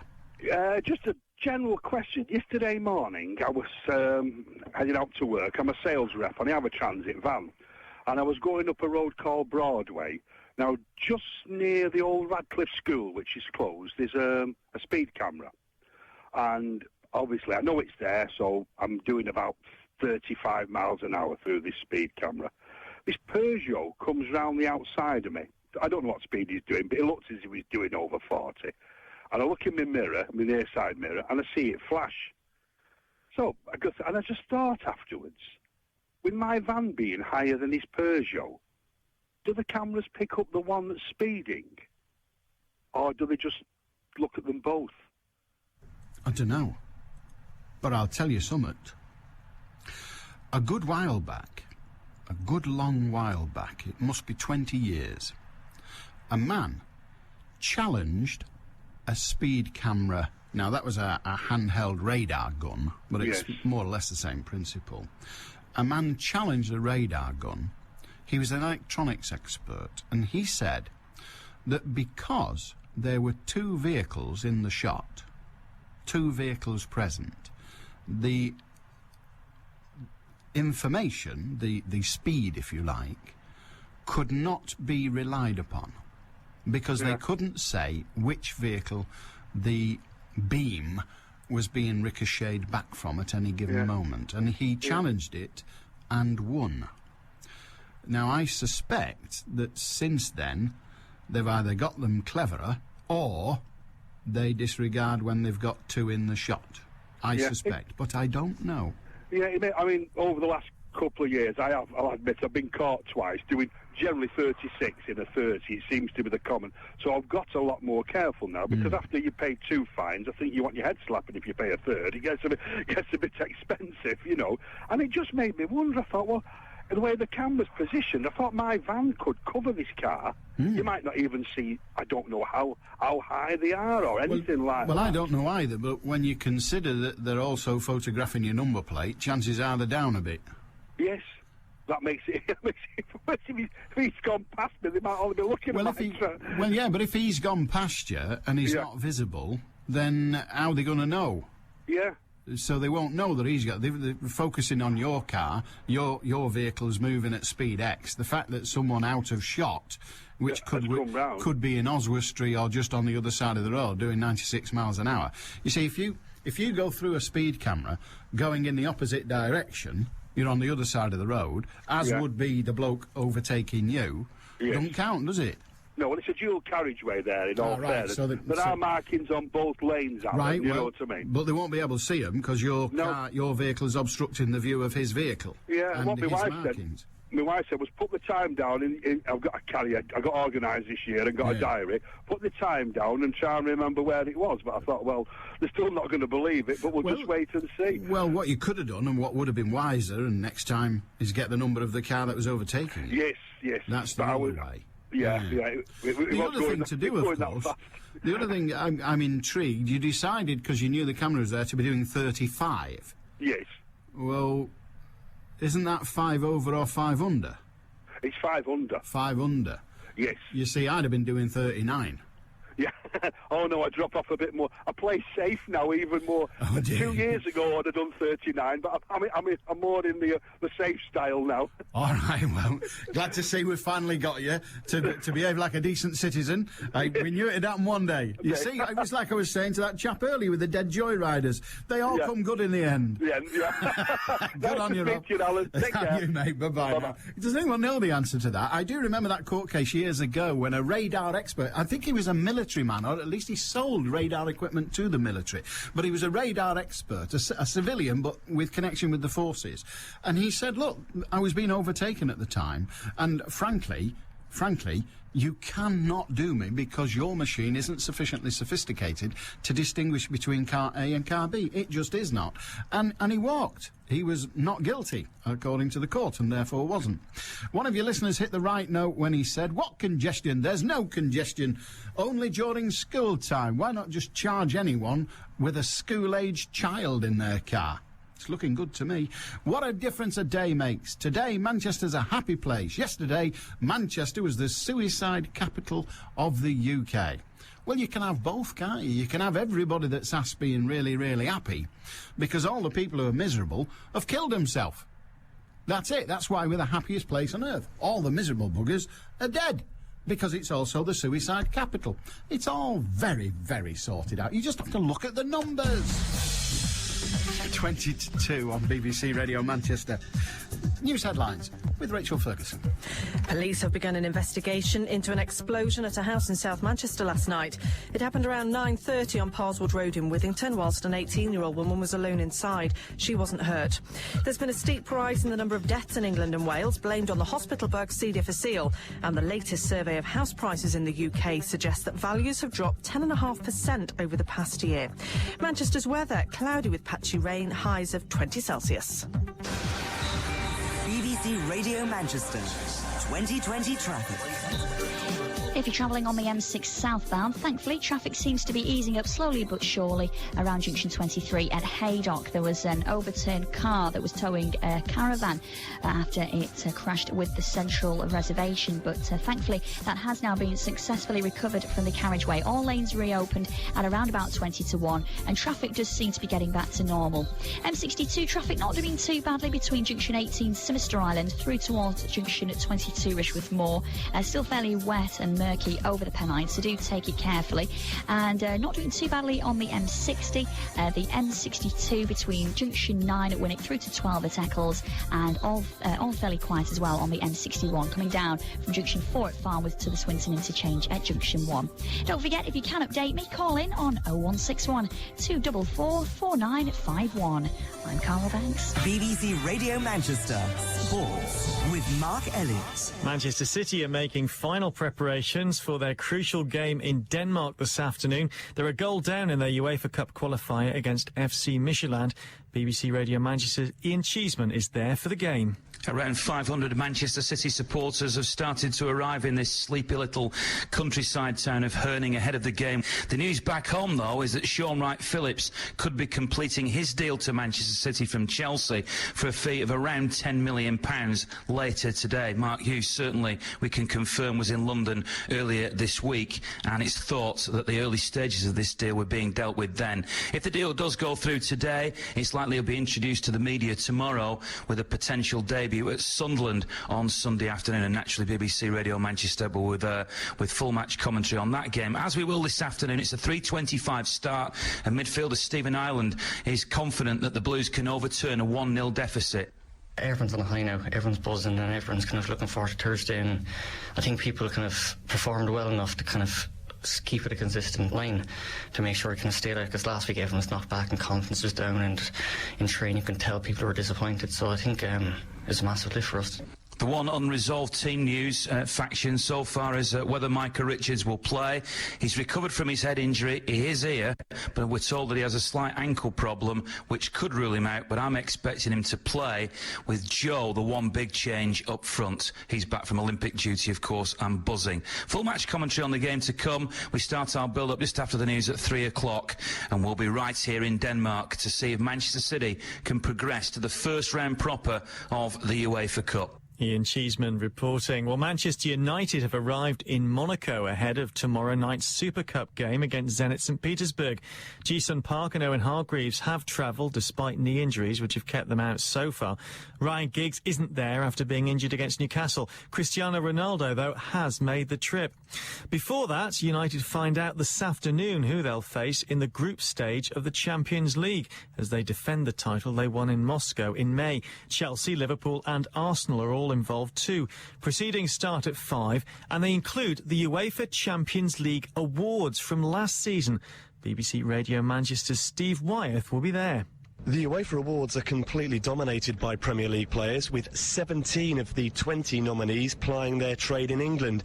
United are represented by Edwin van der Sar, defenders Ferdinand and Vidic. Paul Scholes is among the midfielders up for an award, whilst the two Rs, Rooney and Ronaldo, could be picked as best forward. AC Milan players took 4 of the 5 prizes on offer last year after their Champions League victory, so United's players can feel confident. Ronaldo's presence here in Monaco, despite a long-term injury, suggests he could be crowned UEFA's Player of the Year. And we'll hear all the details from Steve as that happens in Monaco. There are some injury problems for Bolton Wanderers. Manager Gary Megson's confirmed today that new striker Johan Elmander will be out of action for 3 to 4 weeks with a hamstring problem. Meanwhile, Matty Taylor has a broken toe and could be on the sidelines for up to 6 weeks. The former City and England forward Mick Shannon's been injured in a car crash. His condition is described as stable. He made 72 appearances for City in the late 1970s. On to cricket, the England fast bowler Steve Harmison's committed himself to playing in all of England's tours this winter. The Durham paceman returned to the one-day side recently, having earlier retired from the limited overs game. Jack Callis will captain South Africa in tomorrow's third one-day international against England at the Oval. He replaces Graham Smith, who's now doubtful for the rest of the 5-match series. He has a tennis elbow problem. And for Lancashire, there's no play again today after the second day of their county championship game against Surrey at Blackpool was lost to the rain. In tennis, Andy Murray faces Frenchman Michael Laudrup in his second-round match at the US Open this afternoon. The British #1 is due on court at around 5 o'clock. In rugby union, Sale Sharks continue their pre-season preparations with a friendly at home to the French side Lyon tonight. New signing Matthew Tate's been telling BBC Radio Manchester how he's settling into life at Edgeley Park. You got to make the effort to go and speak to people you don't know. All the boys been very welcoming. I know people like Charlie and Richard Wigglesworth and Mark Cueto from time in the England setup, and they've helped me kind of meet and mingle with the group, and really enjoyed it so far. It's just a case now wanting to get out on the pitch and play a few games. And the first round of the Johnny Walker Golf Classics underway at Glen Eagles. It's the last chance to gain automatic qualification for the European Ryder Cup team. Currently, the Frenchman Gregory Havre is leading on 5 under par. The next live action on the Northwest's biggest sports station. FC Midtjylland in Denmark. You can hear all the build-up and commentary this afternoon from 3. BBC Radio Manchester. A very good day to you. Charlie in Failsworth. Hiya, Charlie. Good afternoon, Alan. Give me some advice. You'll give me some? Yeah, no, it's a gift. Excellent. Regarding if when you work for an agency, a friend of mine signed on at an agency, like, and was unemployed. Yeah. And they got sent to this place, and they were working in the office. They'd been there a couple of days, and the computer system crashed. And they said, well, there's no work for you, we'll send you home. Yeah. They phoned up the following morning and said, don't bother coming in, the computer system's still down. Yep. And she said, do I get paid for this? And they said, no. Because the computer system's down, there's no work for you, there's no point in coming in, but you're not getting paid. Well, is this correct? I mean, she was prepared to turn in for work. The computer system wasn't working. They said there was nothing for her to do because she worked in the office. But it seems wrong. I mean, like when I was in engineering years ago, you went in work, you got what you called day rate. You just sat on your bum until they found you work. But you were an employee then. That's it. You were an employee. It's rather like your window cleaner. If your window cleaner comes and you say, "Hang on a minute, it's piddling it down. I'm not having my windows cleaned in the rain. There's no point. Get out." You don't have to pay him. Yep. Unless like it is with large firms, you've got a contract with the window cleaner specifically that he'll clean the windows every Thursday, and if he does so, you'll pay him. Whether it's raining or not, he's still got to go up there and clean them. So it depends on the contract. I think it's very unlikely that your friend is entitled to be paid when not working, when he's a day jobbing agency worker. But there are a couple of changes in legislation recently that have given more rights to agency workers. Of course, if he is working at the firm, he'll only be working there for a few days, won't he? You said 1 day. Yeah, they said he'd only just started there. Well, if you were an employee of the firm and you'd been working there for a day and the equipment broke down and they said, well, we're sacking you, you're screwed. Yeah, I don't understand that, but I know things have changed a lot since I was in work. But well, yeah, but it just seems wrong that you're on these people's boots and they send you somewhere and through no fault of your own. Well, it depends on the contract. If the agency, because your friend will have a contract with the agency of some sort, if his contract with the agency says if we send you for 7 days work with a customer, we will pay you for 7 days, then that's it, and then it's then up for the agency to row with the people who booked the worker. You've booked a 7 day. What he's got to watch for is the agency getting paid and him not getting paid. Which is what I was thinking. But he needs to look at his contact with the agency. The agency may well have a... You see, if the agency and the firm that have booked the worker, they phone up and say, we want a worker for a week. The agency sells them a worker for a week and pays that worker for the week. If in the meantime the agency customer says, actually, we don't need him for a week now, the person who was off sick's come back early, so we don't need him anymore. It depends on what the terms with the agency are. But he's not. There's no way he's going to have a claim against the firm. Any claim he's got is with the agency, and for that, he needs to look at his contract. But he also needs to get some specific labour law advice. But I personally don't think he's got much of a chance. Okay. But it depends. Yeah. It depends. But if you work for an agency, does everyone that work for an agency, do they all get contracts with every job they get? No, but you can have a contract that says that we will pay you for every day's work you achieve. If you don't get any work, you don't get paid. Well, that's definitely the case with agency workers. If you don't work, they don't pay you. Yep. A lot of people like working for agencies. A friend of mine is a midwife and works for agencies, and she works when she wants. That's the advantage to her. The hourly rate when she works is greater, so she will be working alongside other midwives and earning more per hour than them, but she's not guaranteed 35 hours work a week. Some weeks there's no work. Some weeks she doesn't want work. That's up to her. But some weeks there is no work. And when you don't work, you don't get paid. A bit like me here. You don't work, don't get paid. But if I turned in for work and the BBC said all the equipment's knackered, we can't use you, they'd still have to pay me, because I've got a contract that they will pay me for turning in. Yeah, that's the difference, isn't it? Yeah, but an agency worker doesn't. My colleagues, some of my colleagues who work in this industry on a day-by-day basis, you get a phone call, say, can you come and stand in for such and such a body? Again, if you've got a contract that says, right, we'll give you a week's work, you get a week's pay. If they can't use you, that's their problem. Yeah. But it's not always like that with agency work. He or she needs to check his contract with the agency and see what the deal was.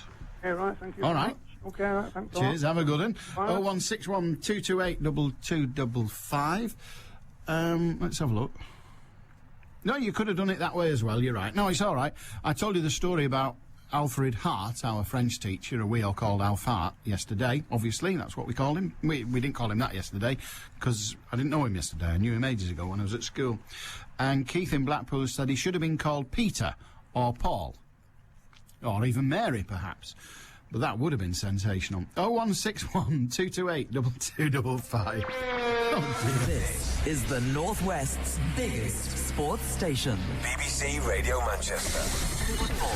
Manchester United. Manchester United are champions of Europe for the third time. Boy, do they deserve it. Just 3 months after the drama in Moscow, Manchester United are out to lay their hands on yet more European silverware. We'll view the Super Cup as one you win it, but it's still giving you a lot of experience to play in a game of that nature. United are in Monaco for the UEFA Super Cup against Zenit St Petersburg, and so are we. The all-new Manchester Sports. Live tomorrow from 7. BBC Radio Manchester. Yeah, very good day to you. How are you? Excellent. Noel's back. You remember Noel? It's all his fault. Noel in Eccles. Hiya, Noel. Good afternoon, Alan. Stirred something up there, didn't I? You did stir something up. Turned out to be a storm in a teacup. You're giving us nothing but trouble for no return. Hang on, kid. I'm hanging on. Right, what I didn't tell you was I've recently gone to a Northwest airport. Yeah. With my friends and family. Yeah. And one of the... I'm going to keep it very short for you. One of the people who goes, right, weighed his luggage before he went. Right. And between his house and the airport scales, it had gained 2 kilos. Okay. What did he weigh it? What did he weigh it on? He weighed it on a fish scale. A fish scale? You know the scales that the fishermen use? Oh, I thought you meant the thing you scrape off the side when you're grilling it. No. Right, the fishermen use, yeah, well, they're... Right, hang on, and that has been calibrated and checked. Yeah. Now then, that's one part of it. Coming back from the holiday... Yeah. He was overweight. He knew he was overweight. She said, put the bag on the scale. She said, oh, you're 25 kilo. He said, yes, love. He said, but I've no hand luggage. Yeah, but you're 25 kilos. Yeah, but I've no hand luggage. So he said, look, love, I have no hand luggage. Now, this is a guy who's 6 foot.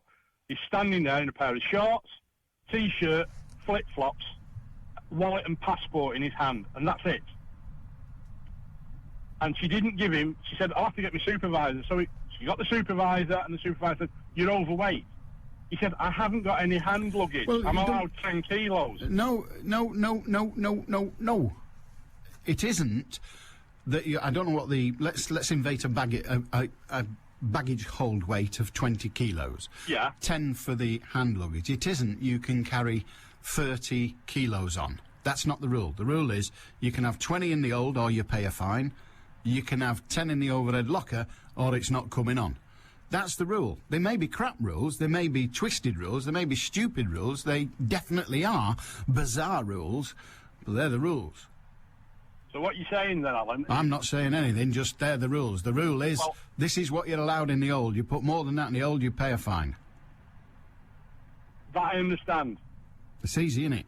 Oh, yeah, it's an easy rule. You see, we've gone down this road before, but I have got on a plane where I've got my luggage and I've not bothered taking some with me because it might have put me over the limit, and I've sat next to a bloke who's brought 5 stone he didn't need. Yeah. It was called his stomach. Look, yeah.